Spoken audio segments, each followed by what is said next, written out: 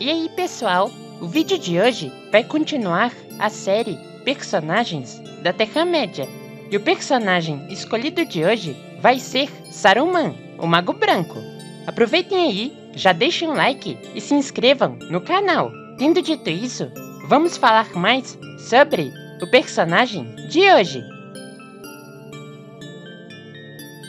Saruman, que inicialmente se chamava Kurumo, era, no início dos tempos, um dos Ainur, espíritos gerados por Eru Ilúvatar, antes da criação de Arda, o mundo. Enquanto um dos Ainur, ele participou da música conhecida como Ainulindale, onde Eru propôs 3 temas para que os demais espíritos que ele havia criado os desenvolvessem na forma de música.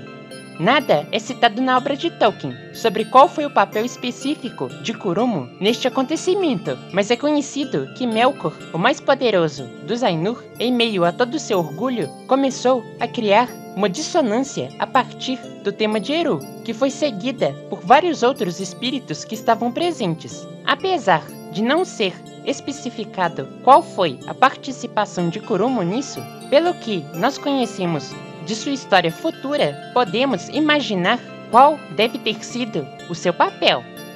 A partir da música dos Ainur, Arda foi criada, e os mais poderosos dentre estes espíritos, os chamados Valar, desceram nela primeiro, seguidos pelos menos poderosos, como Kurumo, que passaram a ser conhecidos como Maiar. Nessa época, Melkor, que era contado entre um dos Valar, começou a destruir as outras coisas que os Valar faziam em Arda, ao mesmo tempo que ele atraía vários Maiar para a sua sombra. Nessa época, tanto Kurumo quanto outro Maiar chamado Mairon seguiam o Valar chamado Aule, cujos poderes estavam associados às rochas, às montanhas, aos metais e à metalurgia. Porém, Melkor também possuía poderes semelhantes, e ele acabou atraindo Mairon para o seu séquito, enquanto Kurumo continuou ao lado de Aule, se mudando com ele e os outros Valar para Aman, após o fim da Primavera de Arda. Em Aman, os Valar fundaram o reino de Valinor e fizeram crescer as 2 árvores iluminadas, Telperion e Laurelin. Kurumo se manteve no local por várias eras, vivenciando acontecimentos cruciais para a história de Arda, como o despertar dos Elfos em Cuivienen, a primeira captura de Melkor, a chegada dos Elfos em Valinor, a libertação de Melkor, a destruição das árvores, a rebelião de Fëanor e dos Noldor, o surgimento do Sol e da Lua, o despertar dos primeiros humanos, a Guerra das Gemas e a derrota final de Melkor, conhecido agora como Morgoth. Após eras em Valinor, servindo a Aule, Kurumo muito provavelmente ouviu que o seu antigo companheiro Mairon havia retornado sob a forma de um ser chamado Anatar, que havia convencido os Elfos a forjarem anéis de poder na Terra-média, se revelando mais tarde como Sauron, o novo Senhor do Escuro, substituto do próprio Melkor, conhecido por ter forjado um anel para controlar a todos os outros.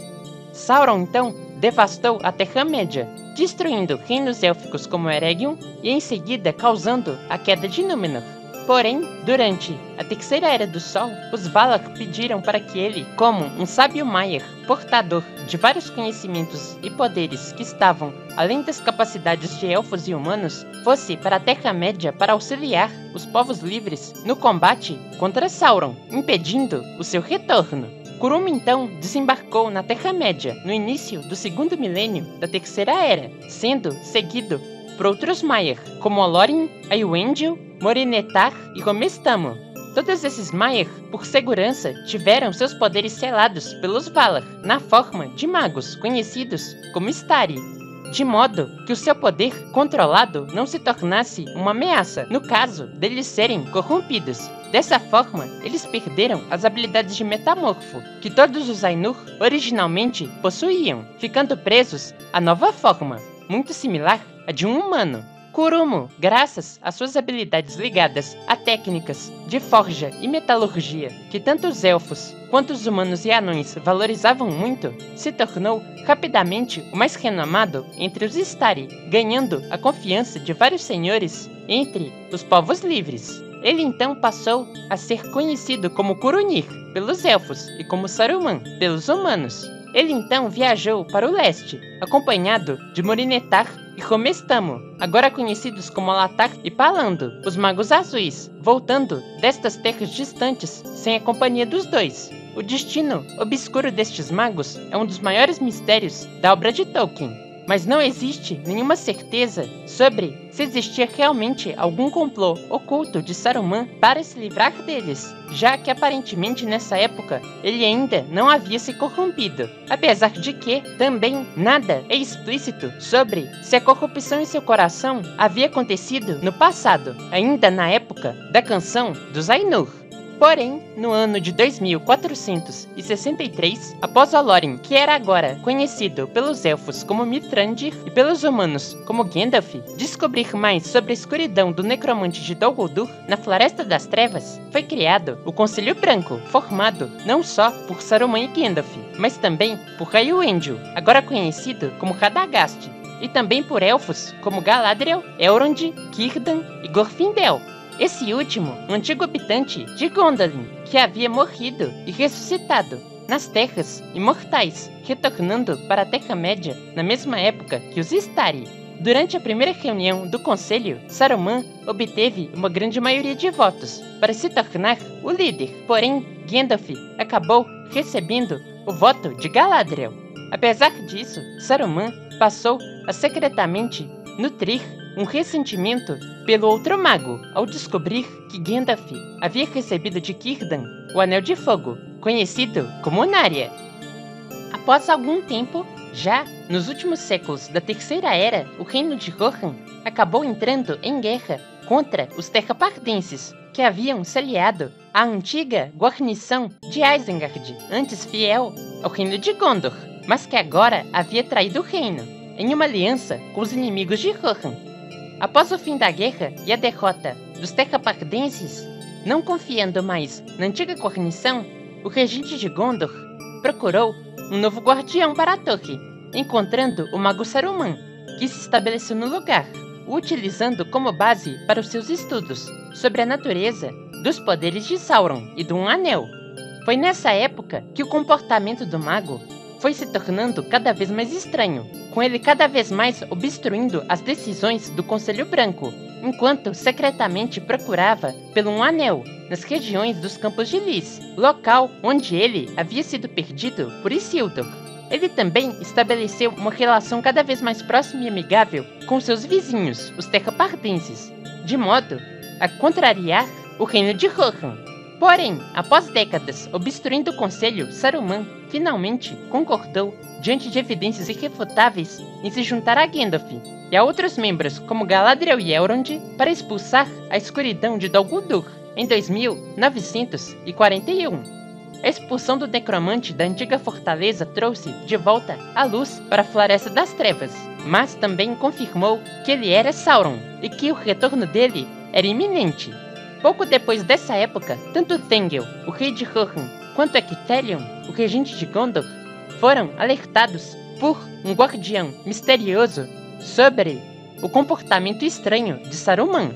Esse guardião, chamado Thorongil, antes de voltar para o norte, disse para eles confiarem mais no mago Mithrandir, que apesar dos conselhos pessimistas, era mais sábio do que o mago branco, e que ele poderia guiar os povos livres contra a ameaça que se aproximava. O que esses governantes não desconfiavam é que esse conselho alertava para algo que iria acontecer muito em breve.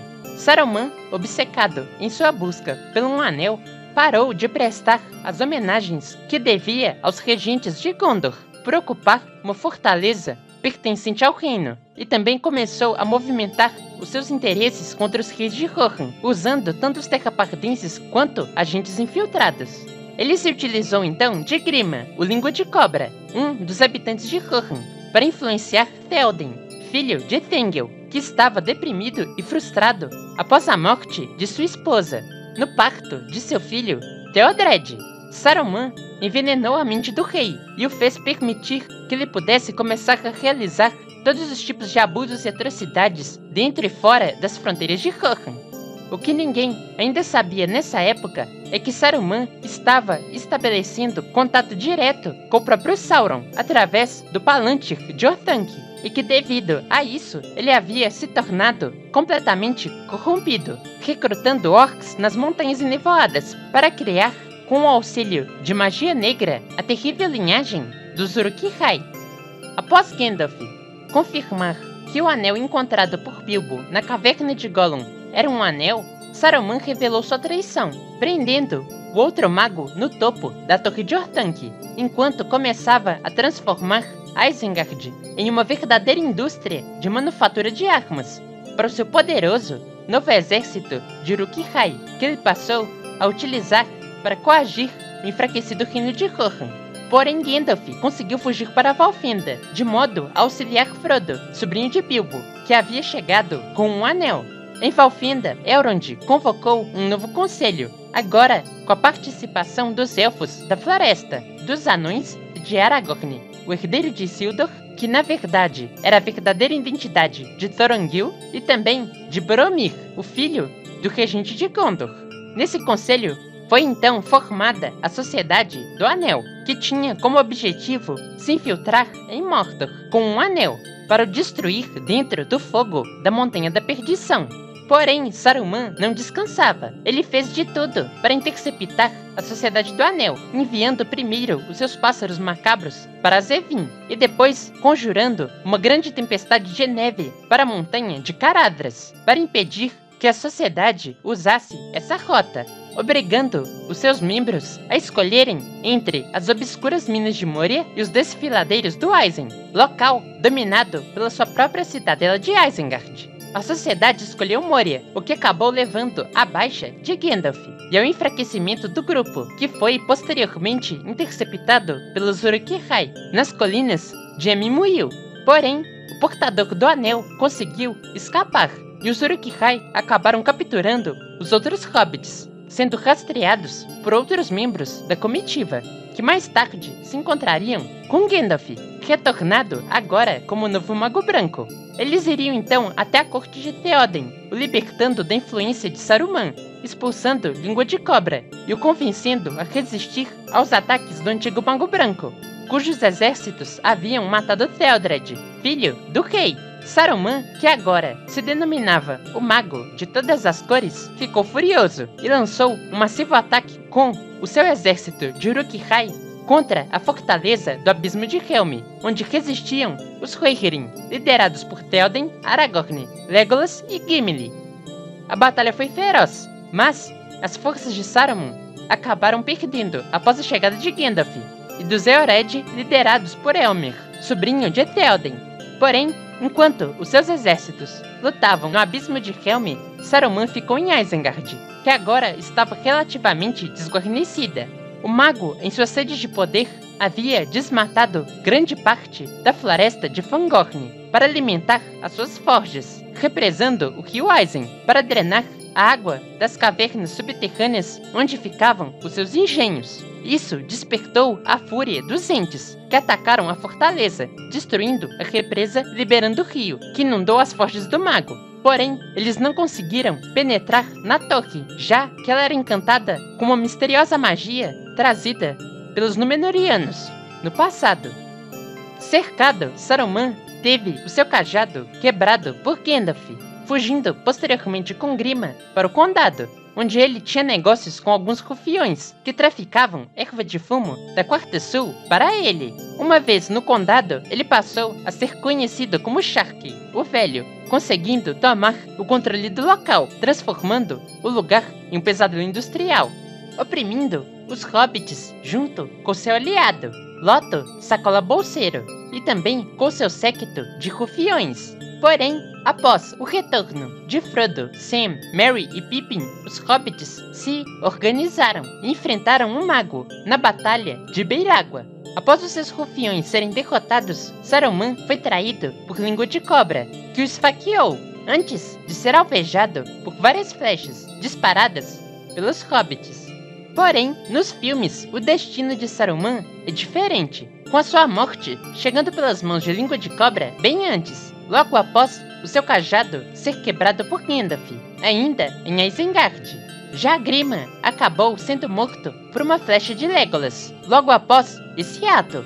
Porém, voltando aos livros, como antes de tudo Saruman era um dos Ainur, apesar da destruição de seu corpo, o seu espírito não foi destruído, vagando eternamente pela Terra-média de maneira miserável, sem poder recuperar a sua forma física, de modo a provar que a precaução dos Valar em limitar os poderes dos Istari em uma forma física era algo muito bem fundamentado. Então, é isso aí, pessoal. Vamos ficando por aqui. Comentem embaixo, compartilhem e sigam o canal nas redes sociais aí no comentário fixado. Até o próximo vídeo e até mais!